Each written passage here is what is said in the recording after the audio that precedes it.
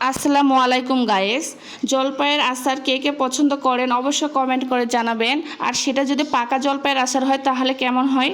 তো আমি আজকে নিয়েছি 1 কেজিরও বেশি পাকা জলপাই। এই পাকা জলপাই দিয়ে আজকে আমি পুরো আচারটাই করব। তো জলপাইগুলো আমি খুব ভালোভাবে পরিষ্কার করে নিয়েছি। তারপর একটা বোলের মধ্যে আঙ্গুলের সাহায্যে এভাবে চাপে চাপে আমি ভেঙে নিচ্ছি।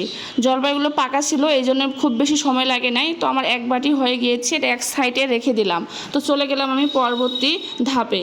এখানে একটা ননস্টিক প্যান বসিয়ে দিয়েছি, পরিমাণ মতো সর্ষে তেল দিয়েছি। যে কোনো আচার আপনারা চেষ্টা করবেন সর্ষে তেলে করার। সর্ষে তেলে করলে আচারের টেস্টটা অনেক বেশি ভালো আসে। তারপর এখানে দিয়েছি 5 ফোড়ন।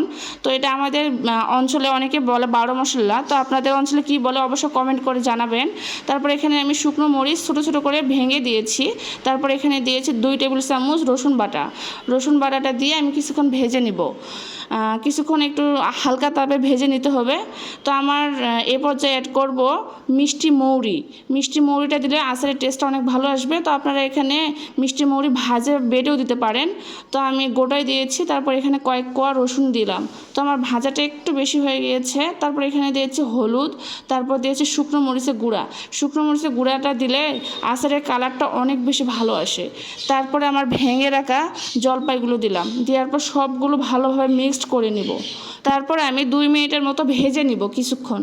ভেজে নেওয়ার পর এ পর্যায়ে আমি অ্যাড করেছি চিনি। আপনাদের টেস্ট অনুযায়ী চিনি দিবেন অথবা গুঁড়ো দিতে পারেন। তো আমি আজকে চিনি দিয়ে আচারটা করব, এই জন্য আমি আমার টেস্ট অনুযায়ী চিনি দিয়েছি।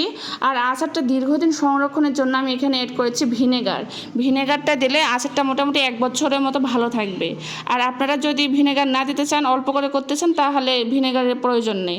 তো আমি এটা সংরক্ষণ করবো এই জন্য ভিনেগার দিয়েছি। তারপর রান্নার লবণ দিয়েছি। দিয়ে আমার চিনি থেকে যে অতিরিক্ত পানিটা বের হয়ে আসছে, এটা পানিটা শুকিয়ে আসা অবধি আমরা অপেক্ষা করব। তো অনবরত নাড়তে থাকতে হবে। আর অতিরিক্ত জাল দেওয়া যাবে না, তাহলে আচারের নিচে লেগে যাবে। তো এটা আমি একটু সময় নিয়ে নাড়তে থাকবো। তারপর এটা নাড়তে নাড়তে এই পর্যায়ে আসলে এই পর্যায়ে আমি অ্যাড করব আগের থেকে ভেজে রাখা জিরা গুঁড়ো। এবং এখানে দিয়েছি সামান্য একটু আচারের মশলার মধ্যে ছিল ধনিয়া গুঁড়ো এবং মৌরি ভেজে আমি এটা গুঁড়া করে নিয়েছি। তারপর এখানে বিট লবণ দিয়েছি, এতে টেস্টটা অনেক ভালো আসবে। আর সবগুলো উপকরণ এখন মিক্সড করে নিব। মিক্সড করে নিয়ে আবারও কিছুক্ষণ ভেজে নিব। তো তৈরি হয়ে গেল আমার মজাদার আচার। আর অবশ্যই বানিয়ে দেখবেন, পাকা জলপাইয়ের আচারও খেতে অনেক বেশি ভালো লাগে। আর এতে মিষ্টির পরিমাণটা অনেক কম লাগে। তৈরি হয়ে গেল আমার পাকা জলপাইয়ের মজার আচার। অবশ্যই বানিয়ে দেখবেন। আর আমার ভিডিও দেখে কেউ আচার বানাইলে অবশ্যই কমেন্ট করে জানাবেন আপনাদের কেমন লেগেছে।